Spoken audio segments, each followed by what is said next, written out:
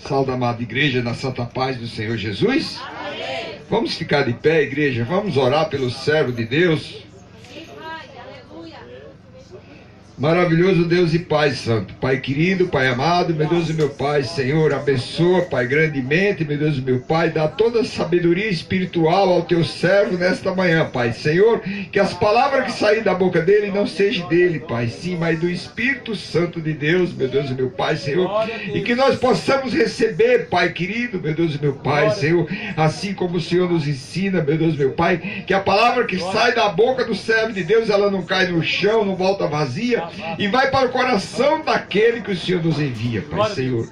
Que possa, meu Deus e meu Pai, multiplicar nos nossos corações o que nós vamos aprender nesta manhã, através da boca do teu servo, meu Deus e meu Pai, 1 por 30, 1 por 60 e 1 por 100, meu Pai. É o que eu te peço, Senhor Jesus, amado Deus e Pai, que nós possamos sair daqui, meu Deus e meu Pai, Senhor, diferente da maneira que entramos, Senhor, através, meu Deus e meu Pai, do poder da tua palavra, Senhor, que o Senhor continue, Pai, Senhor, falando grandemente, Senhor, com cada um de nós, como o Senhor falou até agora, meu Pai. É o que eu te peço e te agradeço, em nome do Pai, do Filho e do Espírito Santo de Deus. Amém. Salve a igreja com a paz do Senhor. Pode sentar, por favor. Glória a Deus. Irmãos, Deus abençoe cada um dos irmãos que estão, a missionária, a equipe dela que está com ela. Deus abençoe o tempo de vocês aqui no monte, os irmãos que aqui estão também. Estamos falando sobre a vinda do Senhor. Não é uma palavra que dá muito ibope na igreja, né? Em nenhuma igreja. É porque hoje torna a dizer que se fala muito do evangelho do triunfalismo, né? A linha hoje é o evangelho do triunfalismo, o evangelho da prosperidade, né? E quando nós falamos sobre a vinda do Senhor, não interessa muito, porque nós está falando que você vai prosperar, que você vai estar no altar, e o teu inimigo, aquele que te perseguiu, vai estar lá sentado te ouvindo. Não. Esse é o evangelho do triunfalismo. Para quem não sabe, hoje o evangelho da prosperidade, a teoria, né, da prosperidade, a teologia da prosperidade, já está um pouco bem destruída, né? Então o pessoal largou a teoria da prosperidade, a teologia da prosperidade, e se agarraram ao coaching. Então hoje líderes estão pagando aí 4 mil, 5 mil reais para fazer esse curso do coaching. E a primeira vez que um apóstolo comentou comigo, ele disse: vamos fazer, apóstolo? Eu digo: não, eu não vou fazer, porque esse é um sistema antigo que foi implantado nos Estados Unidos, e esse sistema é um sistema de empresa, é empresarial, tá? É um sistema empresarial onde o líder da empresa, o patrão, né, o diretor, recebe uma instrução separado dos seus liderados, e depois ele pega os líderes da sua empresa, que também serão ensinados, e acabou, né? Então, quando se faz esse curso do coaching, adaptado para a igreja, o que se vê é o seguinte, que o Espírito Santo não precisa impulsionar a igreja, e sim o meu conhecimento, as minhas habilidades. Então se tira o Espírito Santo, e o homem agora vai dar a palavra de incentivo, né, para a igreja, né? O homem entra na igreja e começa a dizer: olha, vai, porque você vai fazer, você vai ministrar hoje, vai dar certo, hoje você vai sair daqui com posse de vitória, hoje você vai crescer, hoje você vai ser vitorioso. Já viu que tem muitas igrejas tem aquele culto para empresário, né? Empresarial, né? Isso, nós somos empresários. O culto para empresário, irmãos, nada mais é do que um incentivo, tá? O empresário, ele sempre terá coragem de sair do buraco que caiu, porque nele está um espírito administrativo, está um espírito empresarial. Ele só perdeu o ânimo, né? Ele fracassou e caiu. Mas ele vai num culto e a pessoa começa a dizer: olha, vai assim, faz assim, assim, o empresário já está nele o Espírito. Então ele levanta e começa a trabalhar. Ele começa a avançar. Tá? Mas não é isso que eu vim falar. Tá? Eu vim falar sobre a vinda do Senhor. Abra sua Bíblia em Judas, versículo 14. Judas, versículo 14. É um livro bem pequenininho. Glória a Deus. Judas, versículo 14. Para estudar precisa ter Bíblia. Sim, por favor. Destes profetizou também Enoque, o sétimo, depois de Adão, dizendo: eis que é vindo o Senhor com milhares de seus anjos. Amém. Ele já tinha profetizado. Já tinha profetizado que Jesus virá acompanhado com Enoque profetizou que Jesus virá acompanhado com os seus anjos. Ele não virá sozinho, ele terá uma comitiva, né? Muitos de nós esperamos um Jesus bonzinho, né? Todos nós estamos esperando um Jesus que vai chegar, vai te abraçar e vai dizer para você: olha, eu entendo você, eu sei o quanto você sofreu, eu sei o quanto você suportou, eu sei o quanto você teve problema. Não, entra assim mesmo, entra de qualquer jeito. Não. Os cultos que nós realizamos, irmãos, que em qualquer lugar se realiza, são cultos de treinamento. Isso aqui é um treinamento. O Senhor está vendo o quanto você suporta. Porque ele já teve problema nos céus, irmãos, com a classe melhor dos anjos. Ou você pensa que o coral que estava no céu era qualquer anjo? Não, Deus separou os melhores dos melhores. E ele teve problema com esses melhores. Glória a Deus. Então, repito, ele chama pastor, presbítero, evangelista, cantor, profeta, chama toda a raça que tem. Mas a Bíblia diz que os olhos de Deus buscam incessantemente verdadeiros adoradores, que adoram o Pai em espírito e em verdade. Porque essa classe de adoradores que ele separou lá no céu, ele pegou a nata do céu e colocou como adorador. Mas Deus teve um problema muito sério. O que ele fez? Ele pegou a excelência da adoração e colocou dentro de um maestro chamado Lúcifer, ou seja, cheio de luz, aquele que é dotado de luz. Colocou os melhores talentos dentro de um só e disse para ele: olha, você vai ser a banda. E a Bíblia diz que conforme 3. Lúcifer andava, saía sons de dentro dele.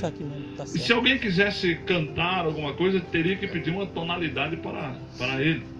E dele saía toda a ordenança. E isso fez com que ele se orgulhasse de si mesmo, né? E a ponto de declarar assim: eu serei maior do que o Criador, colocarei o meu trono acima dele, né? E serei maior do que ele. Você pode ver que dá um tom de arrependimento, isso humanamente falando, né? Quando Deus fala lá em Ezequiel, dá um tom de arrependimento. Ele diz: puxa vida, você era o oferidor, ou seja, você era o padrão. Você era o oferidor do céu, você era o padrão de todas as coisas. Não podia haver tanto orgulho em você. Como você fez isso? Ele disse assim, e Deus disse para ele: olha, o reino que eu te dei aqui no céu, você não vai ficar desprezado não, fica tranquilo. Eu vou tirar você daqui do céu, vou te dar um reino na terra. Você vai lá para a terra e você será o príncipe daquele mundo. E aqui nesse mundo, irmãos, Lúcifer, ele governa até o tempo.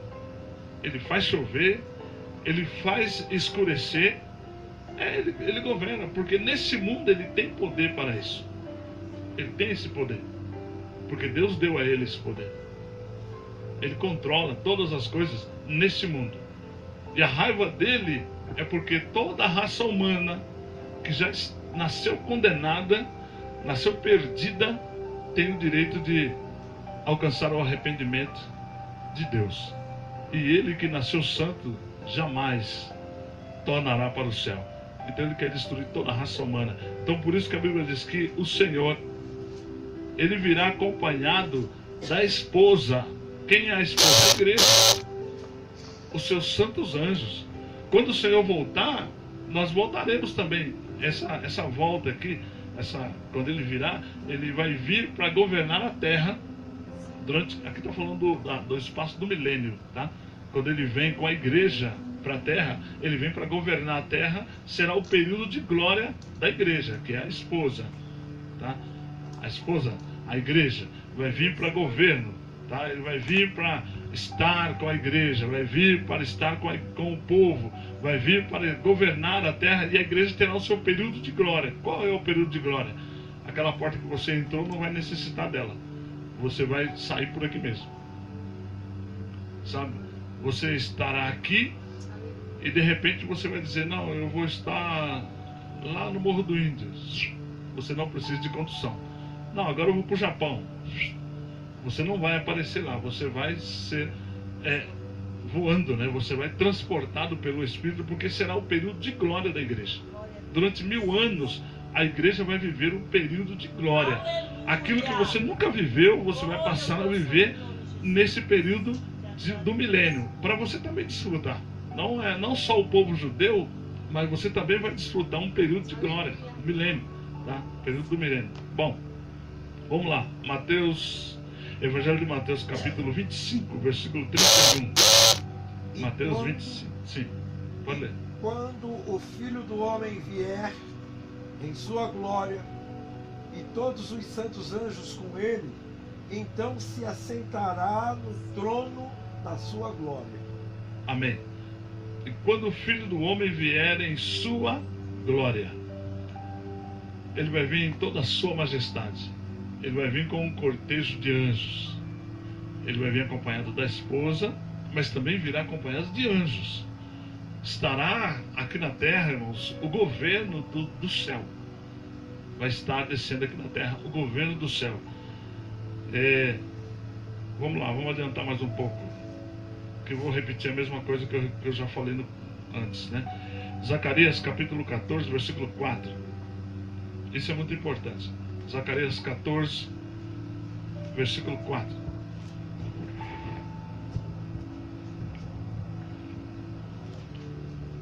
Pode ler, quem encontrar? Zacarias 14, 4. Naquele dia estarão os seus pés sobre o Monte das Oliveiras, que está defronte de Jerusalém, para o Oriente. E o Monte das Oliveiras será perdido pelo meio para o Oriente e para o Ocidente. E haverá um vale muito grande. Metade do monte se apartará para o norte, e a outra metade dele para o sul. Amém. E naquele dia estarão os seus pés sobre o Monte das Oliveiras. Eu estive em Israel. E eu tive o prazer de ir lá. Eu quis ir lá porque eu ensino. Eu preciso ver. Eu sou meio que parentesco de Tomé, né? E eu fui lá para ver, né? Glória a Deus. E quando... É uma coisa tão impressionante, irmãos. Porque quando você chega lá, as portas de Java, quando você chega no Monte das Oliveiras, tem as portas de Java, que são os portões de Java, que eles são fechados, eles não estão abertos, estão em direção ao Monte das Oliveiras. Apesar que você não consegue ir lá no alto do Monte das Oliveiras, porque é dos árabes. Você só vai aqui embaixo onde tem as oliveiras, né? Só que quando você olha, você vê o portão, as portas de Javas, que são portões que são desenhados nos muros de Jerusalém, mas você vê o formato, sabe? Jesus vai descer ali no Monte das Oliveiras. Por que ele vai descer ali? E por que vai se abrir o Monte das Oliveiras? Porque nascerá uma grande perseguição contra o judeu. E os judeus vão ver quando Jesus vai descer e pisar no Monte das Oliveiras, vai abrir o monte, vai dividir no meio para eles passarem, para que eles possam passar. E naquilo que dividiu o monte, também se abrirão as portas, os portões de Javas. Alguns lugares dizem as portas e outros dizem portões de Java, que estão bem de frente do Monte das Oliveiras, para que a igreja passe. Será uma cena, se é que a gente pode imaginar alguma coisa parecida, Mas será uma cena mais ou menos parecida com o monte com o Mar Vermelho, né? Quando o povo judeu passarem, quando o povo judeu passarem, que vir os perseguidores da igreja. A Bíblia diz que ali está lá em Apocalipse, né? Que haverá uma morte tão grande, um período de morte tão grande, porque o monte vai se fechar e Deus vai travar uma batalha naquele vale, que o sangue vai dar na boca dos animais. O vale é muito grande, irmãos. O monte que tem lá, porque hoje é um monte, né? Só vai se tornar um vale depois. O monte que tem lá é muito alto. Agora imagina o sangue que vai ter, que vai dar no freio dos cavalos. Está escrito assim: o sangue se dará até no freio dos cavalos. Porque Deus vai matar, vai destruir. Porque Ele vai vir para isso. Sabe? Jesus vai vir para matar, destruir, vingar a igreja. Mateus 24, 29. Logo depois da aflição daqueles dias, o sol escurecerá, a lua não dará a sua luz, as estrelas cairão do céu e os corpos celestiais serão abalados. Amém. Olha como Deus é tremendo em fazer ou em demonstrar o seu poder, né? Ele vai causar uma revolução no mundo celestial, sabe? Ele vai, olha o que Deus vai fazer para mostrar que Ele é poderoso, que Ele tem poder para fazer isso. E logo depois das aflições daqueles dias, o sol se escurecerá. E esse fato já aconteceu quando Jesus morreu, né?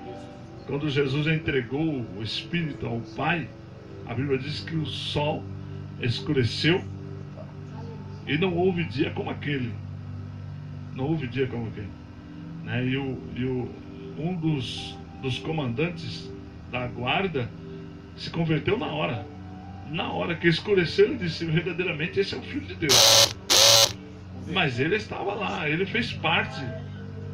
Será que houve salvação para ele? Com certeza, houve salvação sim, porque ele reconheceu, ele disse: verdadeiramente esse é o Filho de Deus. Então olha, haverá uma revolução na natureza, irmãos. Uma revolução na natureza. O sol se escurecerá, a lua não dará sua luz. Claro, se o sol vai escurecer, a lua não dará sua luz, porque a luz da lua depende do sol, né?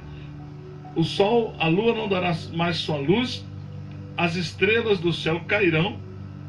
Hoje no céu existem estrelas que já caíram, mas o seu brilho está lá.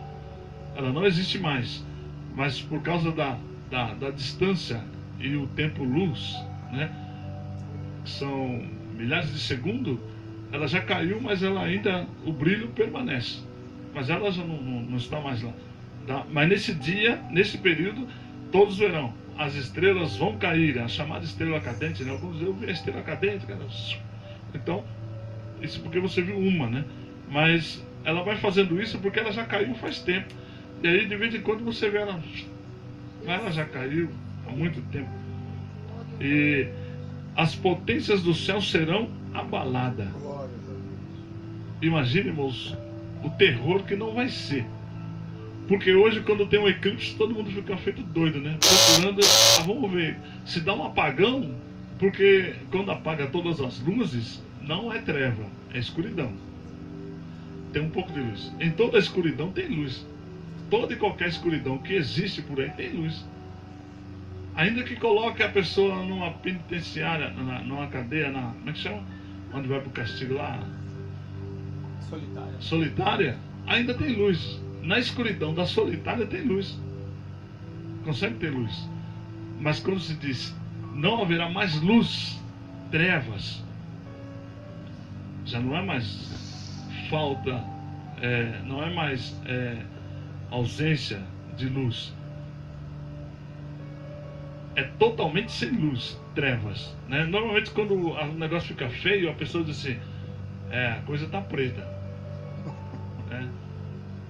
Não diz que está negra. É porque quando diz que está negra, não é ausência de luz, não tem mais luz. Então a pessoa vai dizer, a coisa está preta. Quando está preta, ainda tem luz. Ainda tem luz. Mas se a coisa estiver negra, não há mais luz. Não existe mais luz nenhuma. Tá certo? Então a Bíblia diz que naqueles dias a potência do céu será abalada. Aí sim ele vai mostrar o poder dele. Agora imagine o terror e o horror que será na terra, irmãos. Os moradores da terra, principalmente a igreja que ficar, né? A igreja que ficar. Imagina o desespero, você sabendo que vê que tantas vezes, foi na tua igreja tantas vezes, teve oportunidade para falar a verdade, fazer a verdade, praticar a verdade, e aí agora o arrebatamento da igreja e a pessoa ficou. E essas pessoas que ficou, que você está falando, lá em Apocalipse capítulo 9, versículo 6, fala que eles vão procurar a morte, mas a morte vai fugir deles. Exatamente. Eles vão ser castigados, A tormenta. A morte vai fugir. Você imagina, irmãos, o que é um homem atormentar o outro. Agora imagina o que é Deus atormentar o homem. Um negócio terrível. Eu sempre brinco, né? Eu sempre brinco. Às vezes você vê o comando do crime, né? Eles, quando dão em cima de alguém, eles perseguem a pessoa, mas ali na região, no bairro. Se a pessoa sai do bairro, eles não vão atrás. Eles sabem que a pessoa está por algum lugar, mas eles não vão atrás. Eles deixam para lá, esperam que a pessoa vai voltar. Então eles não vão atrás. Mas Deus, irmãos, Ele vai muito mais além. Não tem onde vocês fugir do Senhor. A Bíblia diz, se você fizer a tua cama no Seol, Ele te encontra. Se você entrar no mais profundo do mar, Ele está lá. Se você subir no mais alto, Ele te derruba para baixo. Tem como escapar. Se você se esconder numa pedra, Ele te tira você de lá. Ele tira você de lá. Não tem como escapar das mãos de Deus. Aleluia. Tem como. Pensa num Deus, irmãos, que gosta de apavorar o inimigo. Tremendo. Ele é tremendo. Ele gosta de apavorar o inimigo. Aleluia. Sabe? Ele começou lá no Éden, apavorando Lúcifer. Ele começou lá no Éden, né? Ele diz assim, olha, nascerá o filho do homem que esmagará a cabeça da serpente. E deixou quieto. E Lúcifer já começou a ficar preocupado. Será quem? Porque ele é a serpente. Ele disse, será quem? E foi passando-se os tempos e ele começou a usar os profetas. Olha, ele vai nascer. E aí começou a usar Isaías para apavorar mais ainda. Ah, ele vem, né? E Lúcifer, será onde ele vem? E Lúcifer dá para matar todo mundo. Mata um, mata outro, mata um, mata outro. E dali a pouco ele diz, olha, tem um endereço. Olha, ele vai nascer lá em Belém. Até o Balaão, que foi contratado por Balaque para amaldiçoar o povo de Deus, profetizou sobre essa estrela que é Jesus. Sim, Está lá em profetizou. Números capítulo 24, versículo 17. Números Capítulo 24, versículo 17. 24, Balaão. versículo 17. Números capítulo Profetizou 24, sobre o nascimento da versículo estrela de 17. Jesus. Balaão profetizou também. E ele começou a apavorar, irmãos. Glória a De Deus. repente Lúcifer não sabia onde era o local, mas ele agora começou a dar um endereço. Ele diz, olha, ele vai nascer lá em Belém. Ele vai nascer lá em Belém. Depois ele deu o nome da família, ele diz, da família de Jessé, Isaías 11, né? Capítulo 11. Nascerá um rebento novo, ele frutificará. Ele deu o endereço, aí ele diz, deu o endereço e deu o nome da família. Agora o diabo tem o endereço e o nome da família. E o diabo está aqui em cima. E depois começou a matar todo mundo. Zacarias também profetizou, Zacarias 9:9. 9:9. E Ele Miqueias disse, capítulo 5, versículo 2. Falando de Jesus. Zacarias né? 9:9 E Miqueias 5:2. Miqueias capítulo 5, versículo 2. Falando de Cristo. Anote, querido. Se você pode anotar, anote, porque é para você não esquecer. Não confie na sua memória, porque a memória falha. A memória falha e você esquece. Sabe? Então, de repente, ele começou, usou o profeta Isaías, deu o endereço, deu o local, e de repente, quando ele disse, em Belém, nascerá. E aí começaram a matar as crianças. Mas os 3 reis magos, que não eram cristãos, os reis magos não eram cristãos, eles eram astrólogos, eles acompanhavam o caminho dos astros, A estrela, né? as estrelas, Ele eles acompanhavam. Então eles sabiam que iria nascer uma estrela e queria dar a direção do nascimento de Jesus. Então eles passaram no palácio de Herodes e perguntou: olha, aonde está o rei dos judeus? Dentro de um reinado. Herodes, irmãos, era o principal rei da época. Isso era uma afronta. Tem um outro rei dentro do meu reinado? Ele disse: aonde está? Ele disse: nós estamos procurando. E Herodes disse: quando vocês acharem, volta por aqui e me dá o endereço onde ele está. Eu também quero ir e adorá-los. Ele disse: não, tá bom, nós voltamos. E quando acharam o menino, o Espírito de Deus falou com astrólogos. Glória a Deus. Não era um cristão, falou com astrólogos. Disse para eles: olha, não volte pelo mesmo caminho, porque ele quer matar um menino. Volte por outro caminho. Será que Deus mandou dar a volta porque estava com medo? Não. Porque Deus sabia que ele não podia. Herodes não tinha poder contra Jesus. Mas ele não podia destronar Herodes por causa de Jesus, porque Jesus ainda era um bebezinho, recém-nascido. Jesus ainda tinha que mostrar poder para Herodes. Jesus teria que torturar Herodes com poder. Jesus teria que mostrar poder ainda. Muita coisa. Deus não foge de briga. Deus gosta de uma briga. Pensa num Deus que gosta de brigar. É Ele. Pensa num Deus que gosta de chamar as pessoas para a briga. Ele pegou o povo dele, fugindo um pouco aqui, né? Ele pegou o povo dele, que estava dispersado. Ninguém reconstrói uma nação. Israel estava sem nação, já haviam perdido a bandeira, estava sem lugar e sem bandeira, estava jogado pelo meio do mundo, que era conhecido como povo hebreu.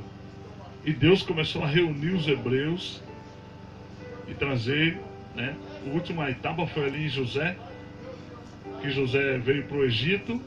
Havia um propósito dos irmãos dele trair ele, vender ele e tal, porque ele precisava vir para o Egito para trazer o povo hebreu para o Egito, e do Egito fazer uma grande nação no Egito, para que Deus tirasse do Egito um povo separado. Porque aquele povo que estava lá, o povo hebreu, era um povo desconvertido, quase igual a nós hoje. Era um povo que estava bem distante de Deus. E Deus agora queria tratar aquele povo e separar para si. Sabe? Então o que Deus fez? Reuniu todo mundo no Egito, onde cada esquina havia um Deus, e deixou o povo ali dentro. E o povo começou a perder o costume. Assim que morreu o faraó, amigo de José, morreu José também, entrou um outro faraó. E o povo hebreu começou a multiplicar, de tal forma que os egípcios olharam e disseram: olha, esse povo são muito, e são fortes, eles vão fazer de nós escravos. Aí Faraó disse: façamos nós deles escravos primeiro, antes de nós. E assim foi feito. E eles ficaram ali escravos. Agora também era propósito de Deus, porque o número deles era maior, e eles eram muito mais fortes do que os egípcios. Mas o próprio Deus deixou com que eles se tornassem escravos. Para quê? Para tratar o povo. O povo estava rebelde, o povo estava prostituto, estavam prostituindo porque estavam adorando outros deuses, né? Não prostituindo entre si, corpo humano, mas sim prostituindo a fé. Estavam adorando outros deuses, e Deus queria um povo que adorasse somente a Ele, sabe? E Ele agora coloca o povo debaixo de uma opressão de Faraó. Por 400 anos o povo passou por uma opressão. É chamado de período interbíblico, tá? O período do Antigo Testamento para o Novo, que é esse espaço branco que tem entre as páginas da tua Bíblia. Foi um período de silêncio de Deus. Foram 400 anos de silêncio. O povo sofrendo e Deus lá olhando, e olhava para o povo e dizia: eles não estão chamando a mim. Vamos apertar mais. Faraó, castiga mais. Faraó em cima. Pum, pum, até que alguém acordou e disse: vamos orar. E Deus olhou e disse: olha que bonito, estão começando a orar. E quando começaram a orar, pediram um libertador. E Deus disse: olha, começaram a fazer o caminho certo. Prometeu para eles um libertador. Vou mandar um libertador. Isso custou, irmãos, gastou-se 30 anos. Depois que Deus falou. 430 anos. Então de 400 passaram 430 anos nas mãos de Faraó. E mesmo assim, quando saíram de lá, saíram um povo murmurador. Era a idade de Moisés. A idade de Moisés. Esperando a idade de Moisés e esperando o povo se converter. Se converter. E aí saiu de lá um povo murmurador. E Deus foi tratando o povo. Depois chegou uma hora, ele chamou Moisés e disse: Moisés, é o seguinte, vou matar todo mundo. Esse povo que está aqui eu vou matar. E Moisés disse: não, senhor, não mata não. O que vão dizer do senhor depois lá no Egito? Vão falar que o senhor tira o povo do Egito para matar no deserto. Moisés, eu vou matar, esse povo é rebelde. Não, senhor, mas eu vou fazer o quê? E Deus disse: Moisés, se é por causa do povo, não tem problema. Eu mato esse povo, te dou uma quantidade igual a desse povo. Te dou a mesma quantidade depois. Outro povo, esse não. Não, se o senhor for matar esse povo, então mata a mim também. E Deus disse: Moisés, eu tenho negócio com você. Com esse povo não tem nada. Mas com você eu tenho negócio. Não posso te matar. Tudo bem, vou deixar você vivo. Só que tem uma coisa, Moisés, eu juro, Deus falou para Moisés, eu te juro, eu vou enterrar todos os cadáveres deles nesta areia. Não vai passar um desse deserto. Eu mato todos eles. Agora não, mas eu vou enterrar o cadáver deles nesse deserto. Não vão passar desse deserto. E enterrou mesmo. E foi enterrando, pouco a pouco. Números 14 e 29. 14 e 29. O que diz o versículo? Lê para nós. Vamos ler. Esse versículo é muito importante, eu gosto dele. Neste deserto cairá o vosso cadáver, também todos os que vos foram contados, segundo toda a vossa conta, de 20 anos para cima, e os que dentre vós contra mim murmuraram, todos aqueles que murmuraram contra Deus, foram tudo Eu enterrados no gosto deserto. desse versículo. Esse versículo me converte cada dia, irmãos. Cada dia. É o povo que Deus tratou e tirou. E ele disse: esse é o meu povo, estou tirando. Depois ele disse: não, eu não quero esse povo mais. Vou enterrar todos eles aqui mesmo. Não vão passar daqui não. Eu crio outro povo. Vida e morte, irmãos, para Deus é como se fosse um cafezinho. Não tinha coveiro naquela época não. Não. Ele mesmo enterrou na primeira noite. Ele enterrou 3.000 almas. 3.000. Ele mesmo abriu a cova, abriu a terra, engoliu a tribo de Abirão, Coré e Dotã. Números capítulo 16. Números capítulo 16. Ele mesmo enterrou. Porque ele jurou. Ele disse: eu juro por mim mesmo. Eu vou enterrar todos eles no deserto. Números capítulo 16, abriu a boca na Números terra, engoliu 16 todo mundo. e 18. Não. Não, é 30, 16, 31, 32. 16, 30, a partir do 30. Números 16 a partir do 30. Engoliu todo mundo. E muita gente está brincando com Deus, irmãos. O que tem de menino hoje brincando com Deus? Hoje você vê na igreja um bando de menino. Eu fico preocupado quando eu vou pregar nas igrejas por aí. Eu fico olhando e digo: meu Deus, o que é isso? O que Deus vai fazer nessa igreja? O que Deus vai fazer com esse povo? Deus está tendo um problema, irmãos, com a igreja, com a noiva dele. Ele não está tendo problema com o católico, com o espírito adventista, sei lá, com raça que for. Deus está tendo problema com a noiva dele. A noiva dele está prostituta, a noiva dele está suja, a noiva dele não crê, a noiva dele, tudo que é de ruim, a noiva está tendo. Como é que ele vai vir buscar a noiva? Fala para mim. Ele vai vir buscar qual noiva? Qual noiva que ele vai vir buscar? Aí você fala assim: ah, irmão, tem tanta igreja. É por isso que tem tanta igreja. É por isso que existe muita igreja. Sabe para quê? Para que Deus tenha poder de escolha. Porque ele não está achando as igrejas que tem, os templos que tem, ele não está encontrando a noiva. Então ele vai criando. Ele deixa criar, deixa rolar, vai criando igrejas e mais igrejas, fecha milhares e abre. Eu registro igreja. Lá no cartório, toda vez que eu vou lá, o juiz ele diz assim: rapaz, vai abrir mais uma igreja? Já se fechou tanta igreja. Hoje mesmo eu fechei tantas igrejas e você está abrindo outra. Vai fazer o quê? Eles querem abrir igreja. Não tem mais nome de igreja. Não tem como você arrumar mais nome de igreja. Todo nome que você leva no cartório já tem o nome. Aí você tem que pôr um A, você tem que pôr um D, um S para diferenciar. Não tem mais como você abrir mais igreja. Tem muita Empresas igreja. também tá assim. Senhor? Empresas também tá As assim. empresas também estão assim, né?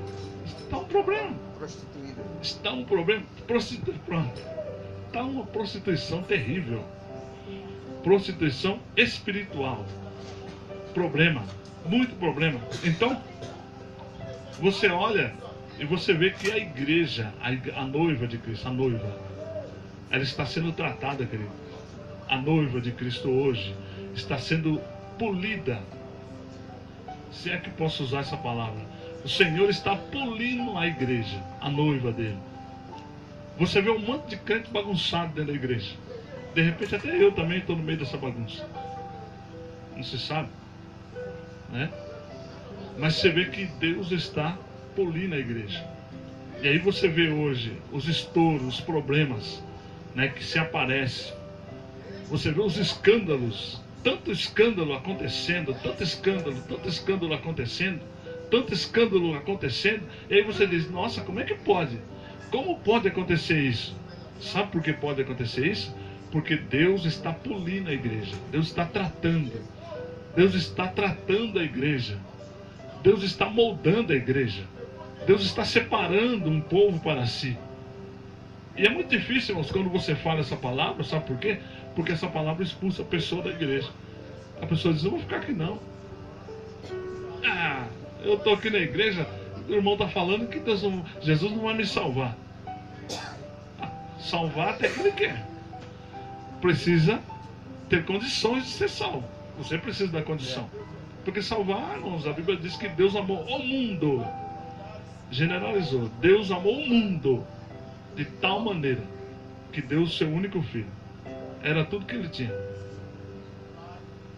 É unigênito porque era único e primogênito. Era o único e era só aquele que ele tinha. Ele investiu. Deus investiu muito alto na minha vida e na tua. Ele entregou ao filho dele para que nós tivéssemos o poder de salvação. E aí a gente vai brincar com ele. A gente diz, Deus, eu não vou fazer isso não. Deus, agora não. Senhor, não me usa. Senhor, agora não. Senhor, eu não vou lá não. Eu não vou não, Senhor, eu não vou não. Eu acho que ele fica olhando para você, e diz, que é isso aí que está falando para mim que não vai? Quem é que está falando para mim? Parece que eu estou ouvindo alguém falando para mim que não vai fazer. Irmãos, aquele que não se importou, a Bíblia está em Isaías, né, que Deus se agradou em moer o seu filho. Deus se agradou em moer o seu único filho. Eu imagino nós que somos filhos adotivos. Nem legítimos somos. Nascemos no pecado. Irmãos, você vai falar para esse, eu não vou. Para mim isso é fácil. Eu moí o meu filho. Peguei meu filho por na máquina de moer carne. Brrr, fiquei feliz, dando risada. Você não vai? Eu não vou nem moer você na máquina. Eu mesmo vou cortar. E Deus começa a cortar, irmãos, desde uma unha até a vida.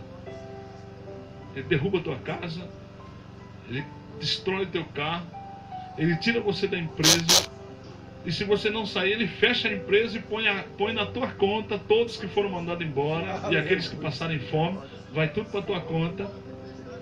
Vai tudo para tua conta. Sabe o Jonas? Ia tudo para a conta de Jonas. Se Jonas não diz, me joga no mar, ele diz, eu mato, afundo o barco, destruo tudo. Jonas, vai tudo para tua conta. Os inocentes vão tudo para tua conta.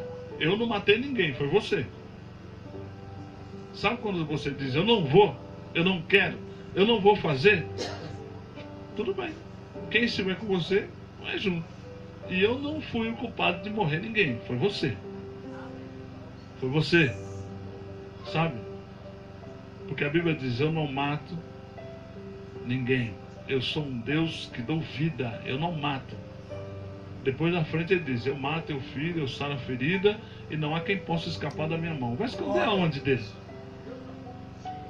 Nós escondemos do pastor, escondemos do dirigente, escondemos do missionário, e achamos o máximo, né? Eu fiz, escondi, ninguém viu. Mas de quem você tinha que esconder, você não conseguiu. Porque nós também vamos morrer, irmão, não somos nada. Nada. Mas de quem você deveria esconder, não escondeu. Então, já era, está perdido. Bom, avançamos.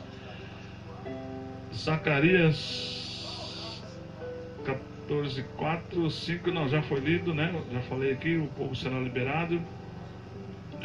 Apocalipse 20 e versículo 2. Apocalipse capítulo 20, versículo 2. E ele prendeu o dragão, a antiga serpente, que é o diabo, Satanás, e amarrou por 1000 anos. Amém. Isso será na vinda do Senhor, tá certo?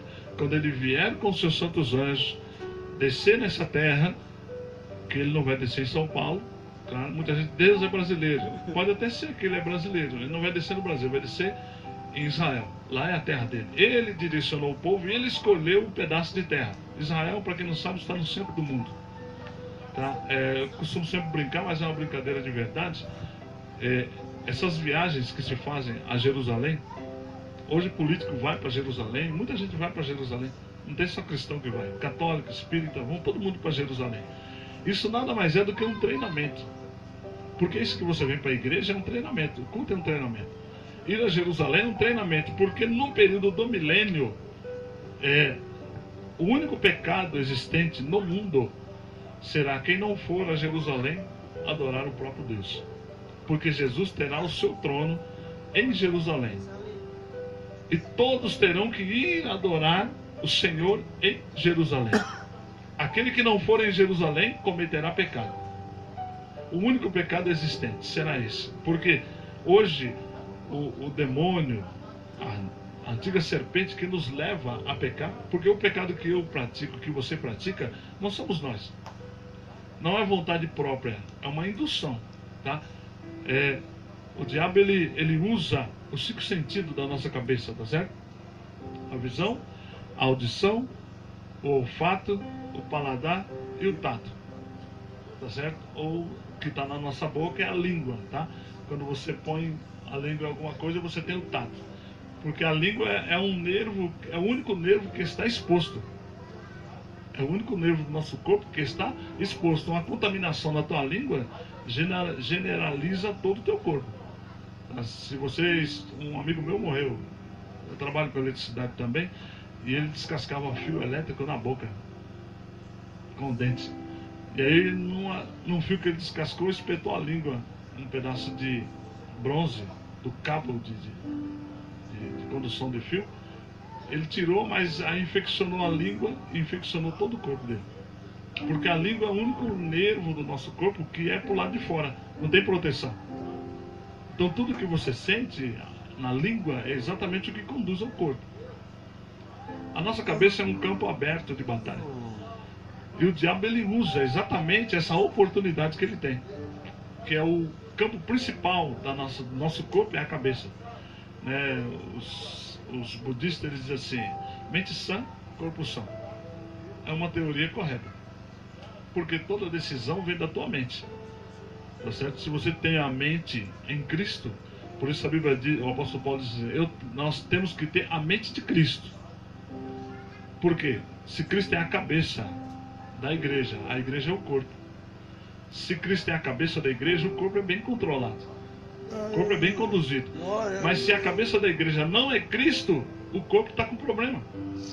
Se a cabeça da igreja não for Cristo, se Cristo não for o topo da igreja, a igreja está complicadíssima, irmão. A igreja vai estar com sérios problemas, tá? Então por isso que diz aqui, olha, Apocalipse 20, versículo 2: ele prendeu o dragão, a antiga serpente. Lembra? A serpente não estava lá no... Porque é antiga, porque ela estava lá no Éden.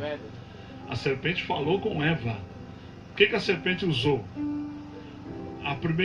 Primeiro caminho, né, que ela fez, usou a audição. Ela falou com Eva. Eva ouviu, deu ouvido. O som da voz desceu, entrou no coração de Eva. O coração do homem é a sede da nossa alma, certo?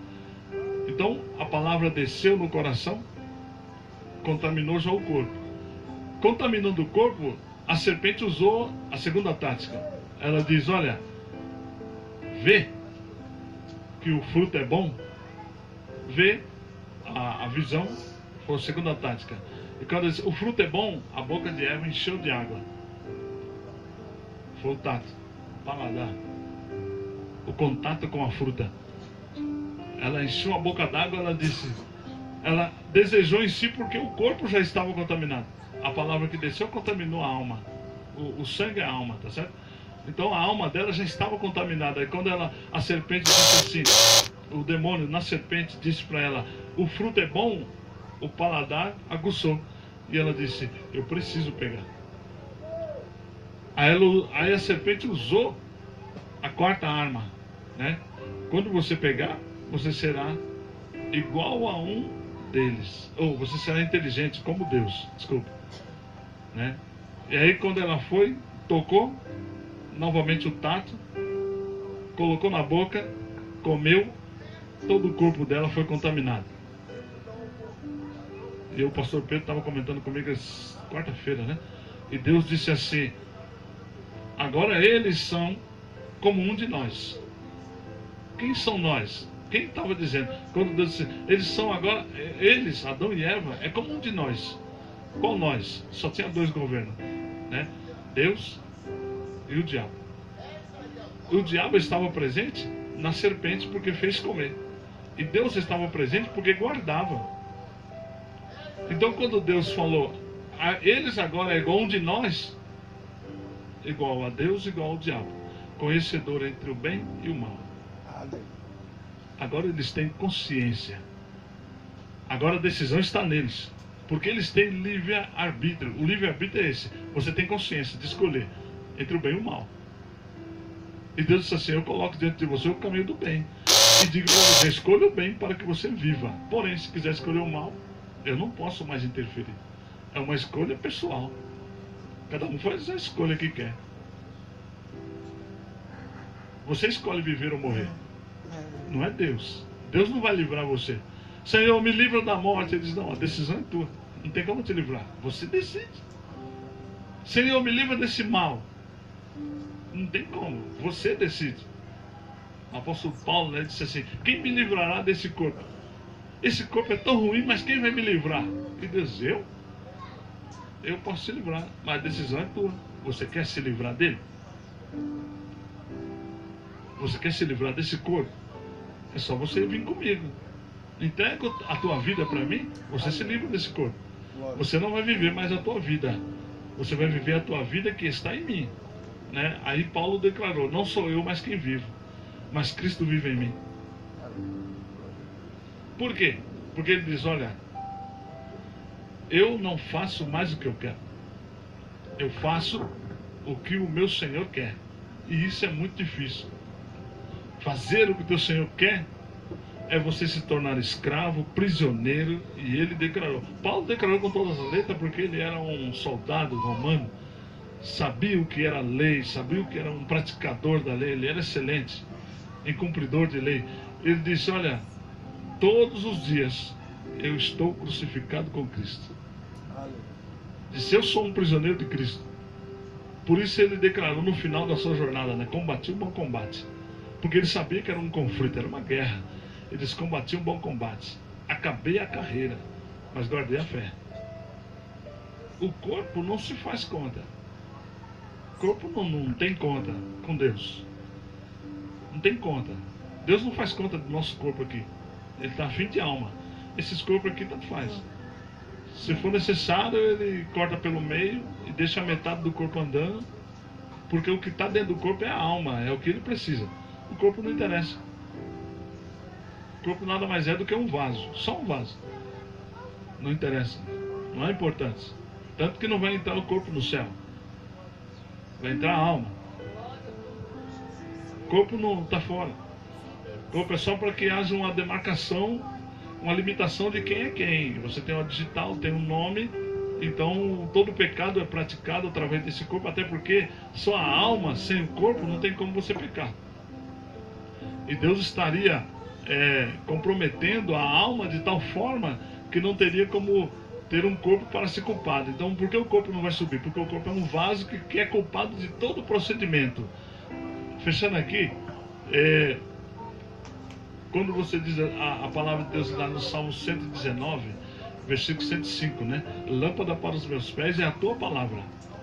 Não é isso? E luz para os meus caminhos. E luz para os meus caminhos. Glória a Deus. Tá? Por que os pés são importantes? Porque os pés é aquilo que conduz. Através dos teus pés, ele vai te conduzir a caminhos. Tá?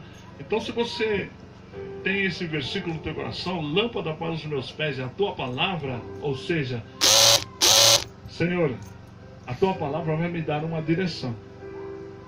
Eu vou andar segundo o que o Senhor propôs através da tua palavra. É assim que eu vou andar, sabe? De repente eu posso colocar uma roupa verde e de repente você não pode colocar. Mas por quê? Porque o pastor Pedroso que disse, né? Não, o pastor Israel que disse: Deus tem os seus preferidos. De repente uma roupa que serve em mim não é a mesma que você pode usar. Um sapato que eu uso não é o mesmo que você pode usar. Não tem desse negócio, não, a irmã, mulher que tem muito disso, né? Não, a irmã comprou um vestido assim, eu vou comprar também. Por quê?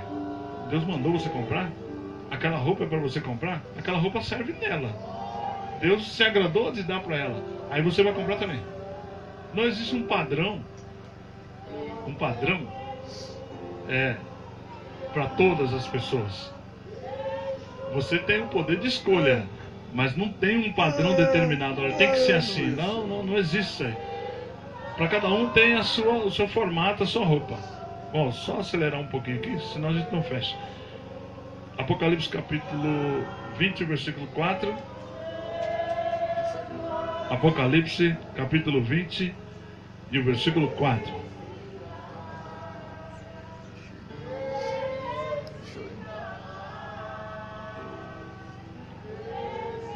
Quem encontrar pode ler.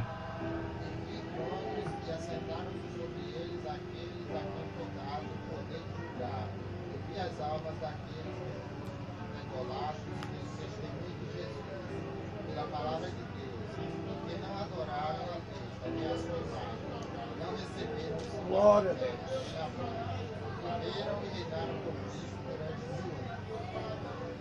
Amém.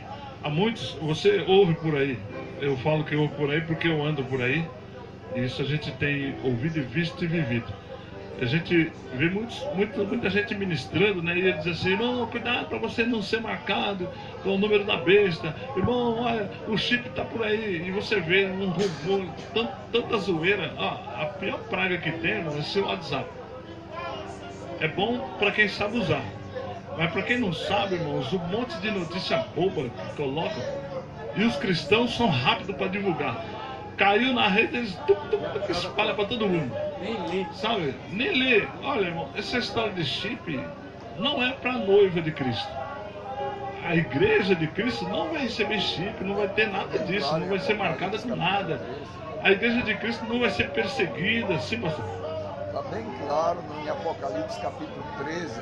Não Claro. Está bem claro. Está bem claro em Apocalipse 5 e 13. Capítulo 13. Então, a igreja de Cristo não vai receber nada disso. A igreja de Cristo não vai passar a tribulação. Não, a igreja de Cristo será arrebatada antes da grande tribulação. Esse movimento aqui, irmãos, é no período da grande tribulação. Para comprar, para vender, vai ter que ter a marca da besta. Vai ser marcado, vai ser perseguido, vai ser torturado, vai ser arrancado braço, perna, cabeça, sabe? No período da grande tribulação. A igreja já foi arrebatada. A igreja não está aqui. Quem vai estar aqui na terra? Quem vai estar aqui? A parte que não foi arrebatada. Aí sim, a igreja que não participou do arrebatamento vai estar na terra. Aí sim, essa igreja vai passar. E essa igreja, irmãos, porque essa igreja vai doar, vai ter que morrer, vai ter que entregar a sua própria vida, não vai poder se entregar ao diabo. Por que ela vai fazer isso? Porque hoje o poder de salvação é o sangue de Jesus, tá? É o sangue de Cristo hoje é que nos salva. Hoje você não tem que fazer sacrifício, flagélio, Já vi tanta gente subir no monte de joelho, outras pessoas vêm no monte e se machucam e fazem um tanto de coisa, e paga promessa, paga voto, e faz um tanto de bagunça. Hoje você não precisa de flagelo nenhum, porque Jesus já se autoflagelou por nós. O sangue de Jesus hoje tem poder.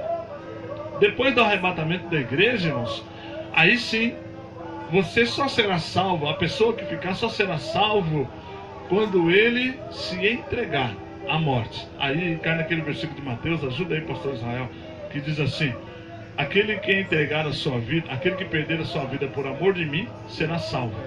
E aquele que perder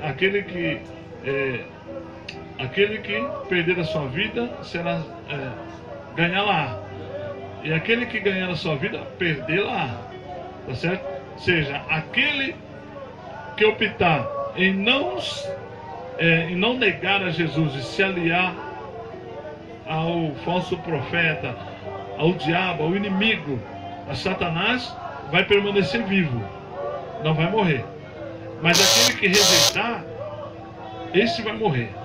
Aquele que rejeitar o sinal da besta, aquele que rejeitar adorar ao diabo, esse tal vai morrer. Sabe? Então é isso. Aquele que morrer por amor de mim, terá vida. Após o arrebatamento da igreja, o sangue de Cristo acabou. Não tem mais valor. Terá valor o teu próprio sangue. O sangue da própria pessoa. Então aí a pessoa terá... Por isso aí você olha Israel... Muita gente diz assim: ah, irmão, os judeus sofrem muito porque eles não acreditam em Jesus. Então o sangue de Jesus para eles não tem poder. Mas Deus ama aquele povo porque Deus escolheu. Esse é o meu povo eleito. Eles não tem que Deus escolher, já está escolhido. Nós vamos passar por um poder de escolha, mas Israel não passa por escolha, já está eleito.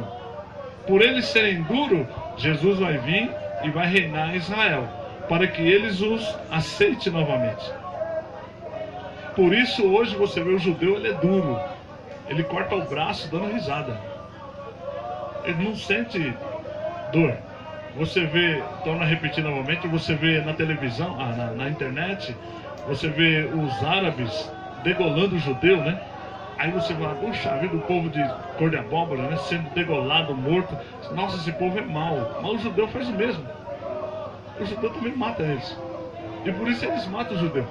Porque é olho por olho, dente por dente. Matou um de nós, vai morrer um deles. É assim que eles fazem. Sabe?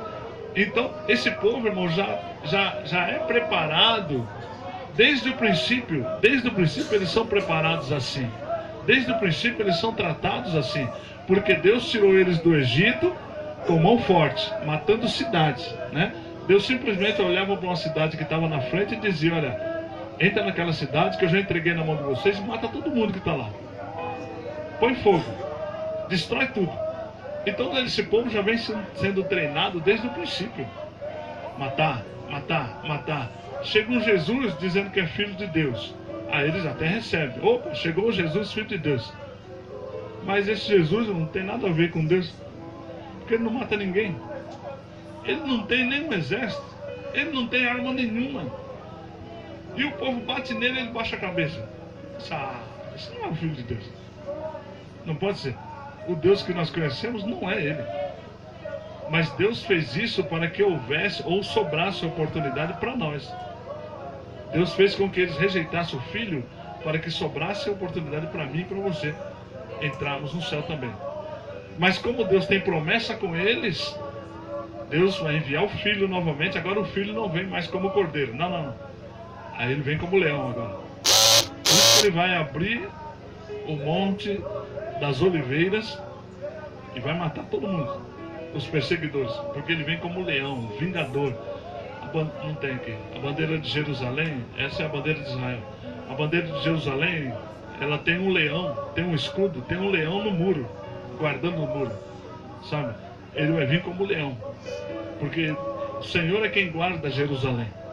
Então, a igreja de Cristo não vai passar por essa tribulação. O último aqui, Apocalipse 19:15, lê para nós.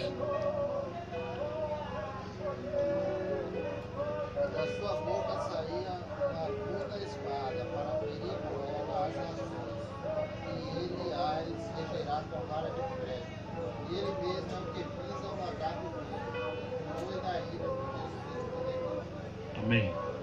Olha que terrível.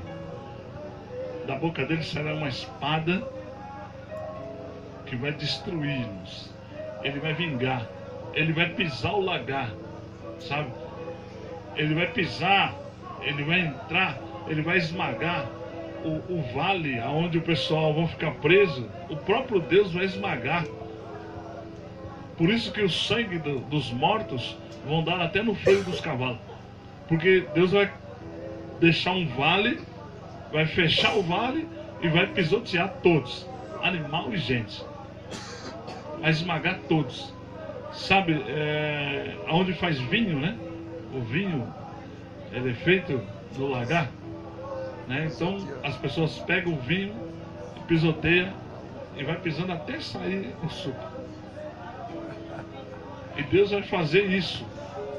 Ele vai colocar todo o povo perseguidor ali num lugar só e vai esmagar todos. Como não vai ter saída, vai esmagar, o sangue vai subir, vai dar até no freio dos cavalos. Porque ele é um Deus vingativo, como é que fala? Como é que tá? É um Deus que vai vingar? É isso? O Deus a ira de Deus. Amém. A ira de Deus. Um dia eu trouxe uma ministração sobre um povo do deserto na mão de um Deus irado. Não quero saber, irmãos, quando Deus se ira com alguém. Sabe? Quando Deus se ira com alguém. Elegeram Saul e de repente ele disse assim: eu não gosto mais de Saul. Eu não quero mais Saul, não. Vamos levantar Davi. Não importa o que vai acontecer, levanta Davi. Depois ele se enjoou de Elias. Ele disse: levanta Eliseu. Levanta Eliseu, eu não quero mais Elias. Levanta Eliseu. De repente ele se enjoou, irmãos, de o pai de Ofni e Finéias. Como é o pai de Ofni e Finéias? Sacerdote Eli. Né? Ele se enjoou de Eli. Ele disse: eu não gosto mais de Eli. Eu gostava dele, agora não gosto mais. Eu fiz promessa para ele, mas já acabou. Não quero mais ele. Vou matar os filhos dele e mato ele também, acabou. Imagina que é cair na mão de um Deus irado. Esse Deus que te entende, ele vai te entendendo. De repente ele olha e diz: eu não estou entendendo mais nada. Já que eu não estou entendendo, eu mato. Eu não estou entendendo. Deus não é Deus de confusão. Se ele não está entendendo, está fora do projeto. Deus vai te ouvir, ele vai te ouvindo, ele vai te ouvindo, ele vai te ouvindo. De repente, não vou escutar mais não. Não vou ouvir mais ninguém não. Tem um momento que ele diz assim: olha, eu peço para você, não ore para esse tipo de negócio. Não ore, porque eu não vou ouvir. Isso é um Deus irado. Ele vai escutando, é tanta balela, é tanta repetição, a mesma coisa. Ele diz: não vou escutar mais oração não. Não escuta a oração desse povo mais. Para. O povo estava sujo no deserto, né? Sujando toda a área do deserto, defecando em todo lugar. Esse povo é um povo porco. O povo de Deus é um povo porco, um povo sujo. Por aqui no monte você vê a sujeira que eles fazem. Nas igrejas também, sabe? E Deus chegou e falou para Moisés: Moisés, para tudo. Fala para esse pessoal parar de orar. Moisés, põe todo mundo quieto. Só essa aqui a gente já vai morar e já vamos embora, tá? E Deus disse assim: Moisés, fala para esse povo parar de orar agora. Moisés disse: como? Manda eles parar de orar, fala para cada um pegar uma pá e abrir um buraco na areia, cata todos os excrementos, para nós hoje é o cocô, né? Cata todo o cocô que eles têm feito pelo meio do caminho aí, ó. Cata tudo em terra. Esse arraial está fedendo, Moisés. Eu não vou ouvir a oração desse povo não. Está muito fedido aqui, Moisés. Está sujo. Ó. Deus reclamou da sujeira. Não tinha banheiro. Não tinha banheiro, mas eles estavam fazendo cocô pelo meio do caminho. Largando pelo meio do caminho. Eles, não. Manda o povo catar tudo e enterrar. E fala para eles que a partir de hoje eles têm numa mão a espada e na outra mão uma pá. Deu vontade de ir no banheiro, faz um buraquinho. Então. Pega a sua sujeira e enterra. Enterra. Não vou ficar no meio desse povo não. Tá muito fedido. Tá fedendo aqui, Moisés. Não vou ficar aqui. É Deuteronômio 23. Deuteronômio? Capítulo 23. Capítulo 23. Já imaginou, irmãos, ele entra nas nossas igrejas? Já pensou se ele olhar debaixo das cadeiras? O que tem de chiclete colado? E aqueles abençoados que vão no banheiro, pega o papel higiênico. Ah, é da igreja, meu irmão, tá gastando tudo. Ah, é da igreja. Ainda joga dentro da privada. Entope, quebra o vaso quebra o vaso da igreja, irmão. Sobe no vaso, quebra o vaso, é da igreja. Não tem problema não. Quebra a torneira da igreja. Cadeira sem contar, irmão. Sem contar. Perder de vista. Risca a cadeira. Ó, o pastor Neto tem que falar. Tem que dar o nome, né? O pastor Neto comprou essas cadeiras brancas, essas mais novas que tem. Ele comprou essas cadeiras no mesmo dia que chegou. Na quarta-feira, se eu trouxe, parece, né? No sábado, entrou alguém aqui e riscou a cadeira. Cadeira novinha, ela tá por aí. Riscaram tudo ela. Meu Deus. Vai entrar no céu, fala pra crente, mim. hein? Vai entrar no céu? Será que vai mesmo? Com essa bagunça toda? Não vai. Não vai. Sabe o que? Vão chegar lá, vão querer pescar. O pastor Pedro não leva a vara para lá para pescar, não. É pescador. Vai querer pescar no rio da água da vida, lá não tem peixe. Vai querer mudar os hinos que está escrito lá no céu, que já cantam desde a fundação do mundo. Vão querer mudar a coreografia dos 24 anciões. E se esse povo entrar lá, vai querer fazer isso. E Deus está tomando cuidado. Ele diz, não. Esse povo assim, do jeito que está, não vem não. Não, vou tratar todos eles. Está demorando? Tá. Capaz que vai demorar muito mais. Porque o povo que está aqui não está bem. Não. Eu não estou bem. A começar de mim. Eu não estou bem. Para morar no céu? Não. Ah, eu fico falando dos outros.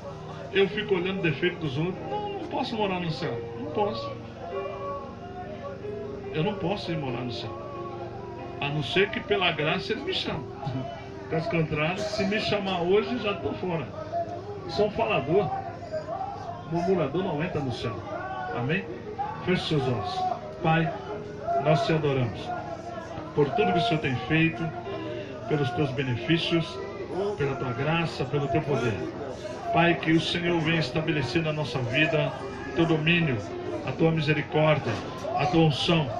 Meu Deus, que esta unção, Pai, que está aqui desde manhã, possa ser, ó Pai, liberada sobre cada ministério aqui presente.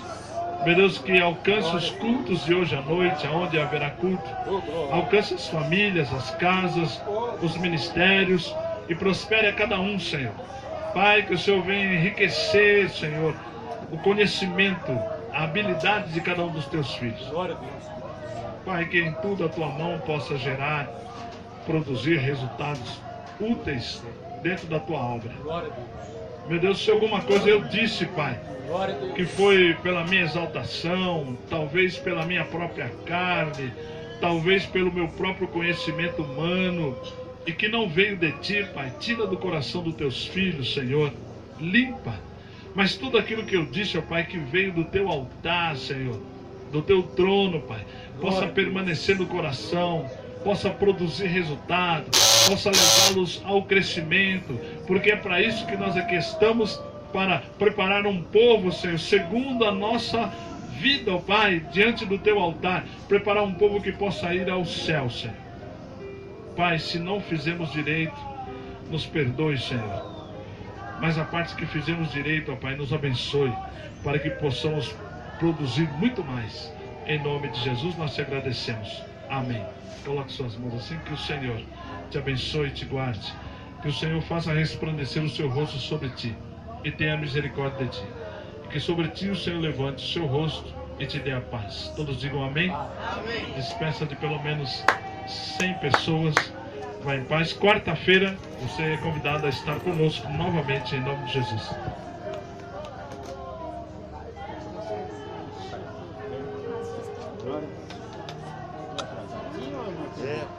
Meu carro quebrou, fui na casa do meu irmão pegar o carro dele.